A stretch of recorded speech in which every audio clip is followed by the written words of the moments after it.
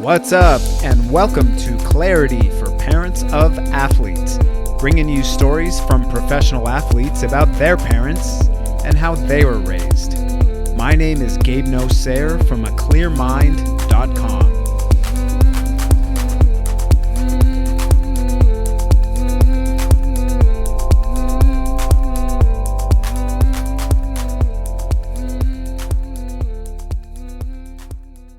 All right, and welcome to episode number 27.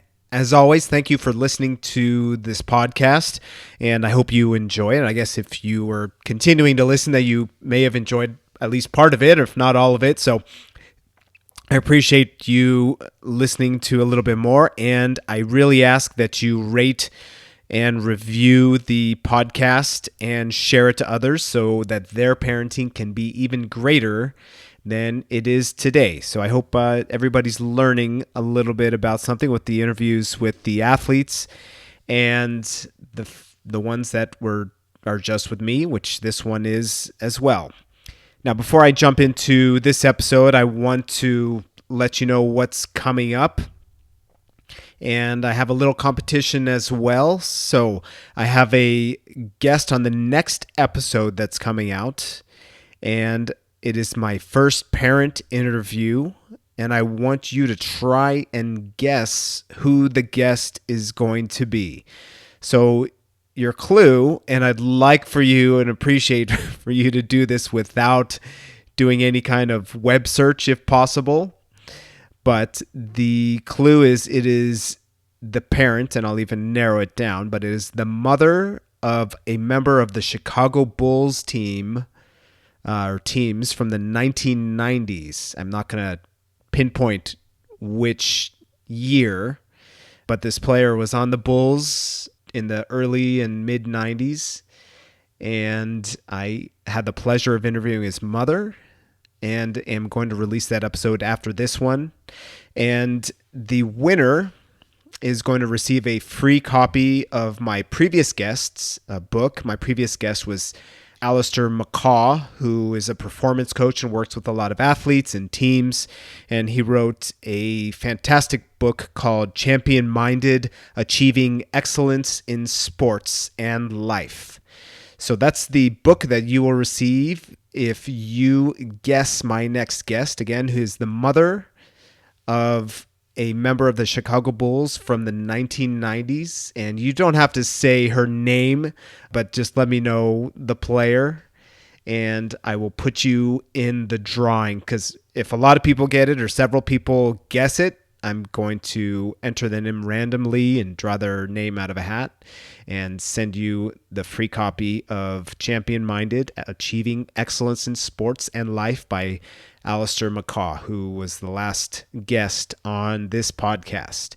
So all you have to do is email me, gabe@aclearmind.com, or you could use hashtag on Twitter, and you can @ me. My handle is @GNSThoughts. It's basically @GN's Thoughts, Gabe No Sayers Thoughts, @GNS Thoughts on Twitter, and you can use the hashtag CFPOA28. And I'm going to post this on Twitter as well, so you can just maybe find that on my Twitter page and hit reply. So either email me or hit me up on Twitter to join in and guess the guest of the next episode, which will be episode number 28. So hashtag CFPOA, it's Clarity for Parents of Athletes 28. So on to this episode, I want to talk about the fact that my family and I have been skiing quite a bit lately. And in my young childhood, I grew up in Columbus, Ohio, and am the product of parents who are from very tropical places. My dad originally from Egypt, who emigrated to Brazil, and my mom is from Brazil. So I didn't grow up with the exposure to skiing or snowboarding like a lot of my friends here in Albuquerque did. And I think my first time skiing was when I moved to Albuquerque, and I was maybe a sophomore in high school, and I skied one more time when I was in college, and basically coached soccer and worked the rest of my 20s and 30s. So basically, when I had time to ski, I didn't have money. And when I finally had money, I didn't have time, or really I didn't prioritize skiing in my life. Now, when you have kids, you somehow have no time to do anything, but somehow you still manage to do more things even when you get to that point of having no time to do anything else. You somehow find more time. I have to be conscious of the fact that sometimes I internally mock my friends who don't have children, who say, "Oh, I'm so busy." And in my mind, I'm so busy from the perspective of people with no children. And then there's the I'm so busy from the perspective of people with children. People with children find any gap in time to squeeze in more activity. And being alone sometimes means you have to lock yourself in the bathroom. But even then, you're not really alone. Like my son loves to stick his fingers under the door in the bathroom just to remind me that I'm never really alone. And I'll spare you all the details of our conversations we have while I'm in the bathroom, and he's on the other side of the door promising that he'll go away if I just hurry up. Anyway, on one Christmas day before our son was born, and on a day when we could have just relaxed and decided to take our daughter up to the beautiful Sandia Mountains here in Albuquerque and learn to snowboard. Now, I'm not sure if anyone listening remembers their first day of snowboarding, but I always heard stories of how horrible it is and how you spend most of the day falling. And I always imagine those stories may be a little bit exaggerated, but they're totally not exaggerated at all. Like for me, like getting off the chairlift was probably the hardest thing to do. Like you have one foot strapped in and one foot dangling off your board. And when the chair comes to a spot, you're expected to get off the chair, get your loose foot on the board, and balance as you head down the little ramp, all the while avoiding that whip of the chair it gives you before it swings around. So needless to say, I fell quite a few times getting off the lift. And going down the mountain was actually not too bad for me. And as that day went on, this was a few years ago, but as that day went on, I gained more confidence and maybe a little too much confidence. I started visualizing what it's like to be an Olympic snowboarder and decided to try carving on my toes. And then now my only ever time carving on a snowboard, I dug the toe side of my board into the snow and I almost like flipped back immediately. And it was like I was yanked backward by the mountain and landed directly on my tailbone. And man, it hurt. I looked up at the sky while I was on my back and on the ground, and this young man sitting on the chair said, "Man, that was a good one." I said, "Yeah, that guy. Thank you. Yes, it was. Really good fall." It was so good, in fact, that I spent the next 3 years sitting on a cushion shaped like a donut. So needless to say, I stayed off the mountain for years. Now, fast forward a bit in my life, and my wife and I welcomed our son into this world, and we want to have him experience different physical and mental activities. So after he turned 5, we said, let's get him some ski lessons. And he ended up doing 3 days of ski school last year. And while he was at school, my wife and I hit the trails, this time on skis, no more snowboard. And in fact, I had a little bit of PTSD skiing by that spot where I crushed my tailbone and that guy made fun of me. But by the end of the 3rd day of going up there, I was feeling pretty good, gliding down the mountain, feeling like an Olympian. Granted, I was on the green trails, but that's still how I felt. I was finally in a groove, but it was also the last day of the season, so I had to wait until the following year, which is this year. And I spent my off season visualizing and imagining coming down the mountain again, which, side note, visualizing is a huge part of manifesting what you want in life. So finally, it came time to sign up my son again and hit the slopes for this season. And, my mind works in mysterious ways, and I often see an unordinary, or I believe it's an unordinary, amount of depth in the experiences that I have. So skiing this past few weeks, I started to see a lot of parallels to what I was going through on the mountain and how I coach my clients and sayings that I say in my workshop and themes in the philosophy that I follow. Since it's the beginning of the new year, many people have these resolutions they want to follow, right? The gyms are packed full of people all of a sudden who are motivated, diets change, and there tends to be a focus on having a more positive mindset. There's a lot of different things. We essentially want to create different things in our lives, whether it's a change of our body, relationship status, finance, or whatever it is, whatever people want to create. I like to call this manifesting. And I'll take you through a brief idea of how to manifest in your life, and also to talk about the parallels of my family ski experience and tie it all together for you.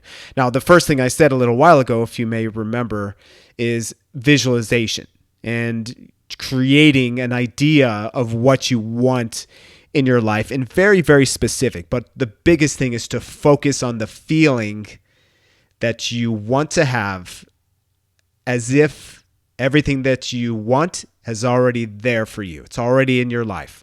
To focus more on that feeling and to carry that as much as possible.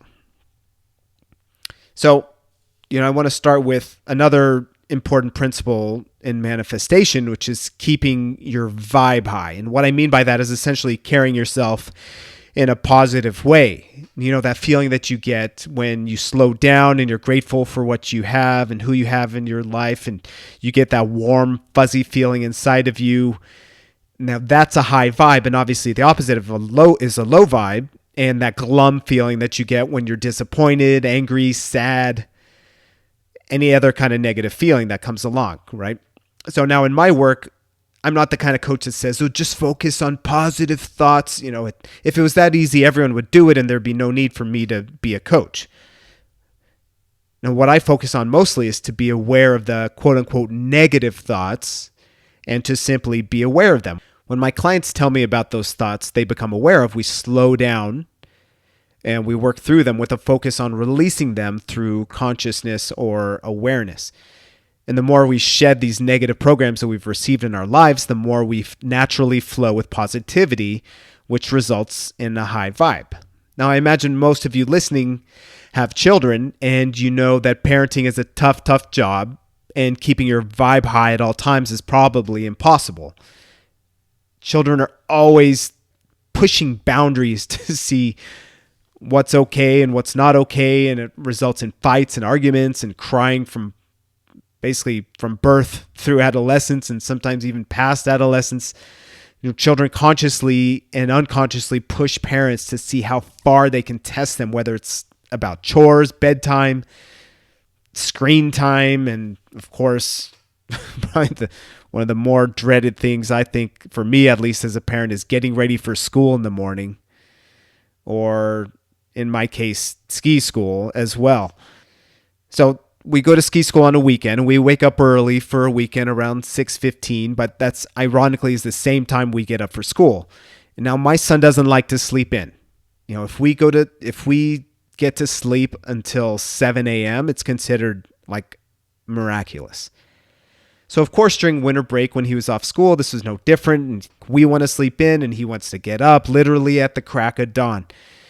Now you think, man, since he's been waking up early during winter break, that waking up at 6:15 to go to ski school should be no problem. But of course, it's a problem, right? That's the one day he wants to sleep in. So getting out of the house with a 6-year-old who's complaining that he didn't get enough sleep, of course, becomes a good test for someone who's trying to maintain his positive vibe that he has. I'm talking about me, of course, right? Any parents who get their children ready for school in the morning know what I'm talking about, right? It's as if children, at least my son, finds the slowest way possible to get dressed and brush teeth and do everything else you need to do before you go out the door. I've found that it's best to remain calm, but firm, and validate. Yes, I hear you, that you feel you didn't get enough sleep last night, which in my head, I'm like, dude, you slept over 10 hours. How can you say you didn't get enough sleep last night? But of course, I don't do that. That's not going to go very well. So of course, I'm my patient self, and I keep that to myself, and I say, I know you feel tired and that you feel you didn't get enough sleep last night, but we have to get out of the house by 7 o'clock so we can make it on time to ski school. You're welcome to sleep in as long as you want tomorrow. And of course, I know full well that's not going to happen, but still, just that validating tends to smooth things over. So, it works, and finally we make it out the door just a few minutes behind schedule, but we make it to Santa Fe which is where we went skiing. It's about an hour away from us, and the drive up the mountain once you get to Santa Fe is about another half hour to the ski area. So we park, and we're now faced with the next task of getting ski clothes and equipment on. So that's actually not too bad. It's just time consuming, right? You get ski socks on, ski bib, sweater, jacket, gloves, boots, helmet, goggles on our son, and then we have to get dressed. And of course, without any surprise, right when we finish, my son says, "I have to go to the bathroom." So, this is another great opportunity to be conscious of my vibe. I could easily ask him, "Why didn't you tell me before we got dressed in all your ski clothes?" But I already know the answer. I don't have to go there at all, right? And because he's just going to say, "Well, I didn't have to go then." And of course, he's right. Of course he didn't. Now, what I found that is hypocritical and misleading programming that we give our children, when potty training at least, because we do give them some hypocritical programming at other times, but I'll talk about potty training, is that we tell them to let us know right away if they have to go to the bathroom and then go right away. But when they're potty trained and they tell us that they have to go, what do? We tell them "Well, you're just going to have to hold it," which is the exact opposite of what we tell them, right? So then an argument that my son would be 100% correct in his defense would happen. It's "But you told me to go right away, Daddy, and I can't hold it. I really need to go." So, luckily in this situation, my son is a boy, and I decide to take off only the layers necessary to let him pee right by the car. But I know in this situation, if I had a girl, maybe a little bit different. My vibe might have been challenged a little bit more, or maybe not. I might just remove some more layers and have her pee by the car as well. But I'm grateful in this case that my son can more easily pee in public than if he was a girl. Sometimes I carry that appreciation myself when I'm at a music festival or like a sporting event and inside the porta potty, feeling badly for the women who have to either sit down or hover to use the bathroom inside one of those things. Anyway, so very, very grateful that I don't have to experience that. Anyway, back to maintaining my positive vibe. So I've worked really hard with my coach on being more aware of when my vibe is low and to know that I'm 100% responsible for keeping it high because it's all based on thought. That's what our experience is. All of our emotions come from thoughts. So many times it's easy to raise my vibe or frequency by being grateful for what is actually going on in my life and not dwelling on what is not going on, and being grateful for what I have in my life and not dwelling on what I don't have in my life.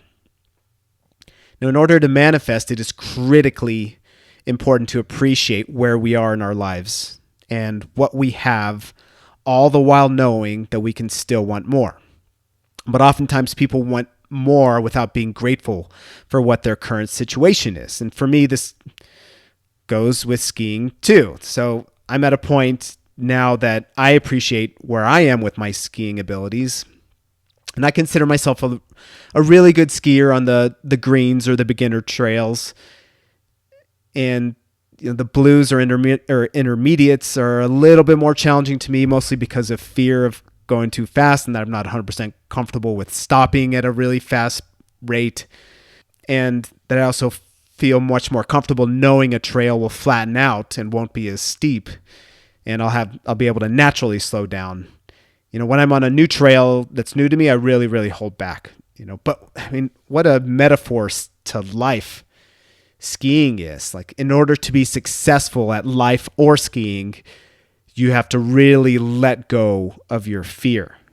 It makes me skiing really makes me appreciate how talented and brave Olympic skiers and snowboarders are. That they have to be so fearless in order to compete at the highest levels. And even after they suffer horrific injuries, they have to get over that fear. Now, of course, many, if not all Olympic skiers grew up skiing, but I, of course, did not. Plus, I'm in my 40s with children and a recreational indoor soccer career to think about, so I tend to hold back a little bit. I found myself going slowly on the blue trails on our last ski trip and trying to go more and more each time with a little bit more trust in my ability to stop when I needed to. And I also found myself trying to ignore my thoughts about being judged by the onlookers on the chairlift above me. So I kept telling myself to focus and be present on what's going on right now and what I'm doing, and that the opinions of the people on the chairlift do not lead to my happiness and other feelings, that it's great that a 9-year-old just zipped by me with no fear and 100 times more ability than me, but everyone is at their own pace, and that is awesome. That's the coaching, my self-coaching that I gave myself. So the other, I could have totally gone the other way and taken my mind to being unhappy with what my abilities were and that I wasn't good enough compared to other people on the mountains, especially the little 9-year-olds. And I luckily didn't go there. Everyone really is at their own pace, including me, and that's perfectly okay. And it's important to appreciate where everyone is, especially myself, and to also want to be better. That's the sweet spot of the vibe I try and create for myself when I want to manifest, and for my clients as well. We're all having our own experience, and that's awesome. But gratitude of where we are today is so crucial to leading a happy life and flourishing at whatever we choose to do. Understanding that we're all having our own experience is a big key to keeping your vibe high. And that's easy to lose sight of that, especially when we compare ourselves to others, or we feel like we're responsible for someone else's experience. It's easy to compare oneself when you're watching skiers that are better than you from the chairlift, or that 9-year-old that zips by you like you're not even there. Or what's really interesting to me is, and I don't know if any of you out there have experienced this, is when I ski down the mountain and watching someone else fall down, I tend to lose just a little bit of balance, which is simply due to the fact that I'm more focused on what someone else is doing and not fully in the moment of my experience. So it's almost like their experience of falling down has leading to somewhat of an experienced reaction within me, only because I'm not being present. When we're present, we understand that we are responsible for our own experience. So now, when we went down our last trip and finished answering my son's "are we there yet?" questions, and got him dressed and slightly undressed to use the restroom by the car and dressed again, we dropped him off at ski school, and my wife and I hit the mountain ourselves, and we did the first warm-up run on the easiest trail and lift, and on our second one we went up one of the longer lifts, and when we got up to the top, we both got off the chair. I went down the little hill and turned to stop and get my hands through the straps on my poles, and I heard a thump, and then I heard the chairlift guy said, "Are you all right?" And my beautiful wife and amazing wife, who's also a transformative coach, was lying there on her back, and I of course went to the place of, oh my God, did I do that? Because she's always accusing me of getting off the lift the wrong way. And this time I swear I got off just as she tells me to, but there's always that doubt, oh my God, did I do that? So I went over there to help her stand up with the chairlift guy, and he luckily let me off the hook and said to my wife that she got off too early and needed to wait for the sign that says "unload here," because the lift we were on has really lightweight chairs that whip around when they turn to go back down the mountain. So needless to say, I was pretty relieved, and even did a little mental celebration dance that I wasn't responsible for her fall, but her fall was just the beginning of that experience. So my wife stood up, strapped on her poles, but she was not in the best mood at all. So we were overlooking at the map of the trails, and I was asking which one she wanted to go down, and she answered me as if I was lecturing our daughter, when she was in her early teens. So whatever, I don't care. Yeah, that's fine. So now, to any husbands or boyfriends listening to this,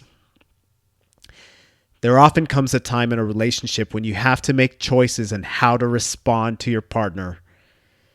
And to me, there is either a way where you're going to make things worse, or a way that you're going to leave things the same at that moment. I've yet to find a way to respond that makes things better, and you can always tell that by the look in your partner's eyes. I made the ultimate mistake when my wife was in labor with our son and delivered him completely naturally, and there was a moment where she was in some pain, and for some reason I told her, just relax. Now, I've never seen anyone who's possessed by a demon, but I swear for just that moment, the look I received from my wife was from another dimension. It's something that stuck with me for a long, long time, and I can still picture it in my mind. So, back we go to the mountain, my wife and I are at the map, and she's answering me, not quite as if I told her to relax while she's in labor, but somewhere in between that and as if I was asking our teenage daughter to take some responsibility for what she did. And finally, she just caved in and gave me the answer I was looking for after an hour of arguing, that response. So in this situation, there are two ways I could go. One was to believe that my experience and happiness was dependent on her being happy, because I was really like stoked, ready to go down the trail and in a good mood and high vibe. So I could have either told her or asked her to get over her experience and be in the moment, and that her fall was not happening anymore, right? These are like my typical coaching things that I do, and with other people, but obviously with your wife, who's also a coach, she can kind of see through that sometimes. So the other method I could have done was to be even less sympathetic and said something like, let's try and make this a good day. Okay. Sometimes you're going to fall and let's just go to it. Like, luckily for me, that stare that I have etched in my memory of my beautiful wife, who's probably listening to this and should know she's so beautiful. But that look that I have in my memory of her sitting there in our house in labor, and that look that she gave me when I told her to just relax, helped me respond much more beneficially for us in this situation. I remember that her experience of falling off the lift did not affect mine. Her mood did not affect mine, or didn't have to, as long as I was being present, and to let her have her experience and to just keep my vibe high. So I validated her. I decided to just validate and asked if she was okay. And she said that was a really hard fall. And I validated a little more. And I said that I told her that it looked like it was really hard, and I was sorry for that. So she reluctantly said thanks. And that's all it took. So we just went down the mountain at our own paces. And after another run, she was back to her old, usually jolly self. So here's the awesome part. So we took break for lunch, and she thanked me for letting her have her own experience, and that if I would have tried to make her feel better or tell her to feel better, she would have just met that with more frustration and not being allowed to have the emotional response that she had after she fell when getting off the chairlift. So essentially, I was validating her just by letting her feel and not trying to make her feel better or to try and change her feelings. I imagine if I would have been frustrated at her response and let it be a part of my experience, I definitely would have carried that frustration unnecessarily and spent part of my day in a cloud of contaminated thinking. There are billions of people in this world, and every one of us is having our own experience. The more we believe that what someone else does or says should have an effect on us, the more that we live life from the outside in. What I mean by that is that we falsely believe that other people and things and experiences directly lead to our feelings, when in reality it's our thinking that only exists within us, right? Our thinking, our thoughts about those things is what creates our experience, and our thinking can change over time. If those people and things directly led to our feelings, then we'd all have the same experience. Everyone would feel the same about Obama as they do about Trump, and everyone would feel the same about Trump as they do about Obama. That's like the most political I'll ever get, is to just state that basically everybody is neutral, and it's our thoughts and our programming that create our reality.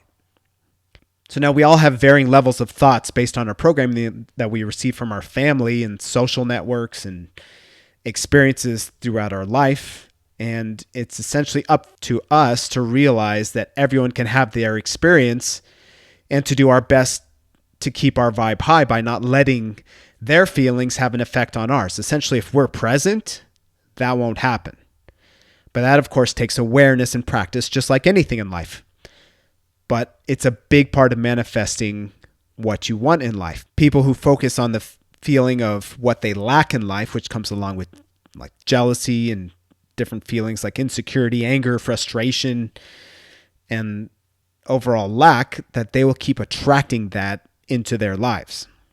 So you may know someone from your past or even your present that says, bad things always happen to me, or asks, why do bad things always happen to me? Well, it's essentially because that person believes that and is attracting more of that into their life.